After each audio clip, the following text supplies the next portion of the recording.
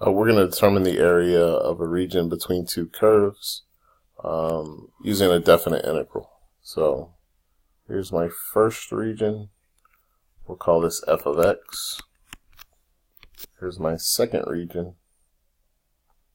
We'll call this g of x. And the area that we're looking for is the area between these two curves. And this region is not a region that is a shape that we have a formula for.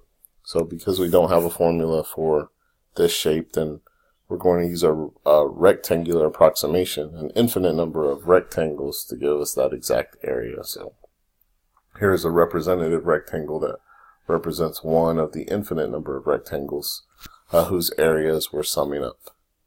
The width of this rectangle is dx. The height of this rectangle is a y value on f minus a y value on g, and I do want the height to be positive. So since I want the height to be positive, then I'm doing the top curve minus the bottom curve, f of x minus g of x, and then I'm going to integrate, sum up the areas of all the infinite number of rectangles from the x-coordinate where this region begins to the x-coordinate where this region ends. So integrating from a to b. And to generalize that, then we could do top curve minus bottom curve integrated with respect to x. So I'm going to find the area between two curves. We could do the same thing integrating with respect to y. Here is some function that now is a function of y.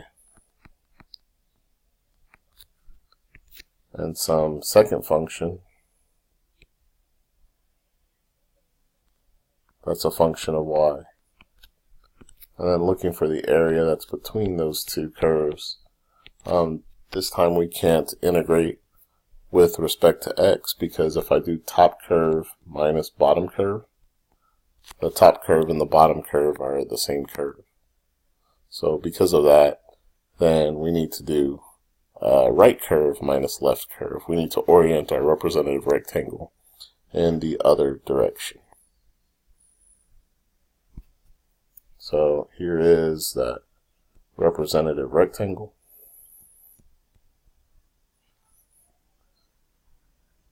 And this time that representative rectangle has a width that is dy. And because I want that length to be a positive value, then I'm going to do the y value, or the x value of the curve on the right minus the curve. And then summing up the areas of the infinite number of rectangles, this time from the y value where the region begins to the y value where the region ends. And if we're integrating with respect to y, then my limits are y values, and my integrand is a function of y. And generally speaking, then, this is going to be right curve minus left curve from y value to y value. Whereas integrating with respect to x, it's going to be top curve minus bottom curve, where those limits are x values. Okay, so working this example, we have a parabola that is concave down, y-intercept of 3, and we have a second curve that is a line, negative slope and a positive y-intercept. And the region that we're trying to find the area of is the region between the two curves. So then here is our representative rectangle.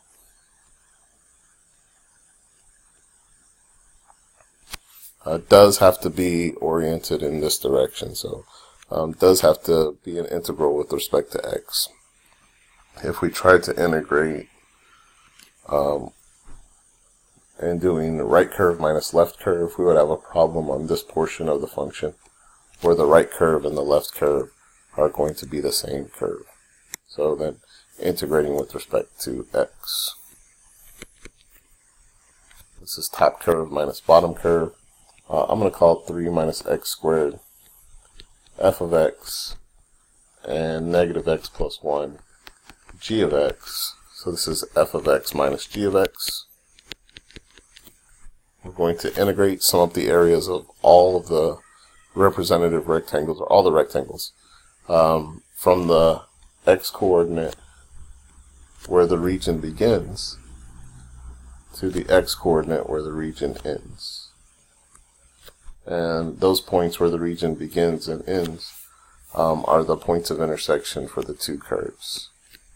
So then, if we set the curves equal to each other and we solve, then we can find those points of intersection. When we solve, we should get two values, negative 1 and 2. Factor the quadratic and solve, and we'll get negative 1 and 2. And now we're going to integrate by hand, so we're going to need to plug in the specific functions. 3 minus x squared is f of x minus g of x. G of x is negative x plus 1. And the common mistake is for students to forget to put parentheses around that second function that's being subtracted. And if we're going to integrate by hand, then we should simplify the integrand. The integrand simplifies here to 2 minus x squared plus x. And now doing the antiderivative, I get 2x, the antiderivative of x squared, increase the exponent by 1, divide by the new exponent. Increase the exponent by 1, divide by the new exponent. And then we're going to evaluate at the limits, which means plug in the upper limit, plug in the lower limit, and subtract. So plugging in 2.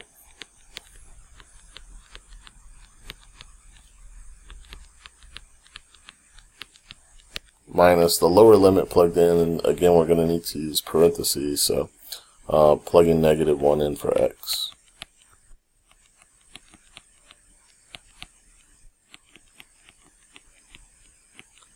And the only reason that I took the time to write all of this out is so that this is full credit.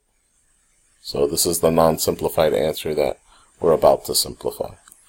If I simplify, then I have 4 minus 8/3 plus 2 plus another 2 minus 1/3 minus a half. And then that's going to simplify to 4.5. And then we're going to check that answer using a calculator. So on the calculator, I'm going to plug f of x into y1. And I'm going to plug g of x into y2. And I'm writing that on my paper just so that I don't forget which function I'm plugging in where. So on my calculator,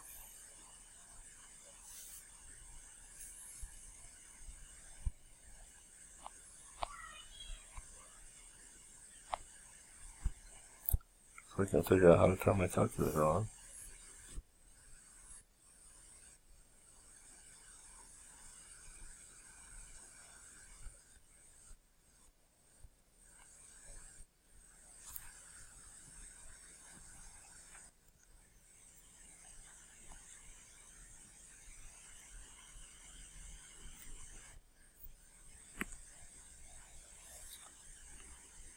There's those functions plugged into y1 and y2.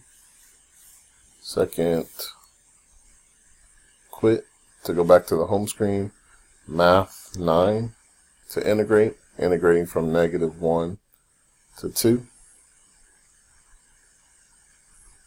And I want f of x minus g of x. So the curve alpha f4, the curve that I have stored in y1, minus alpha f4, the curve that I have stored in y2, integrated with respect to x, enter, gives me the same 4.5 that I calculated by hand. We're going to do the same thing with the next curve. The next curve, we have 5 minus y squared. So we have this sideways parabola that opens to the left. And this point that's on the y-axis, when y equals 0, x equals 5. So this is the point 5, 0.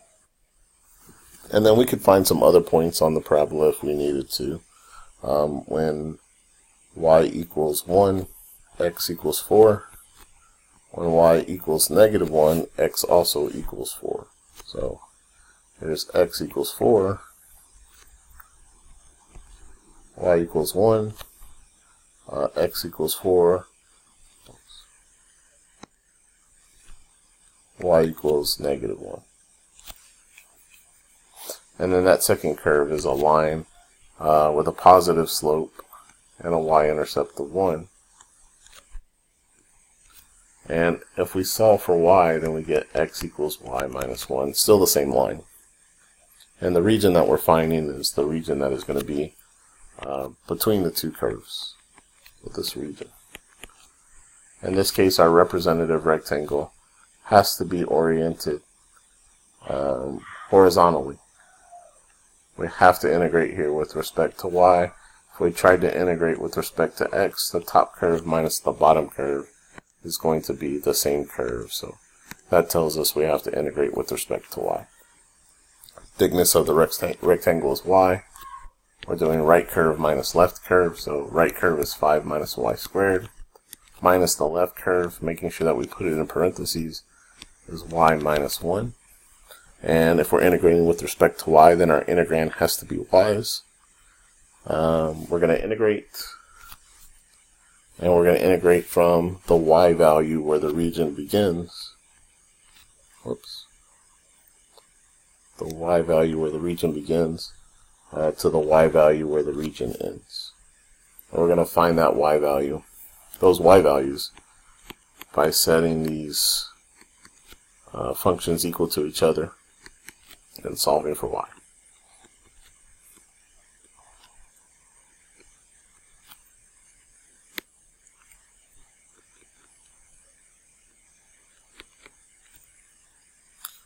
And then we can factor to solve. And so we get two solutions. We get -3 and +2. And then we can simplify the integrand to integrate by hand.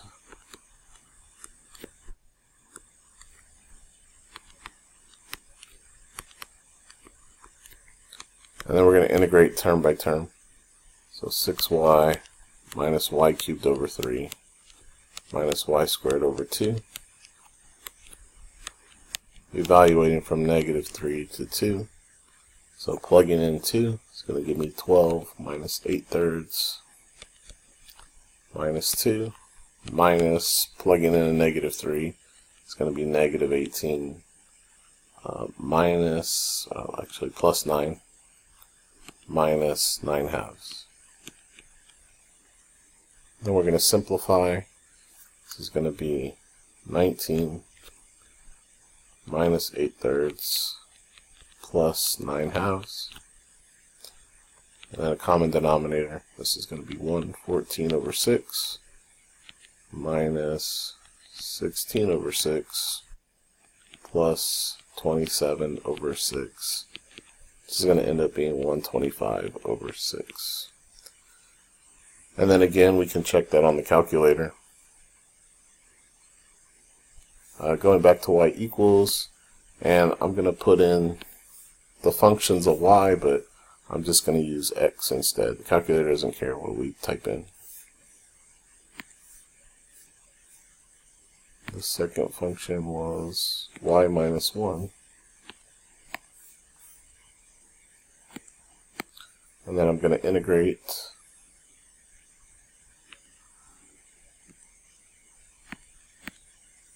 Math 9, the integral from -3 to 2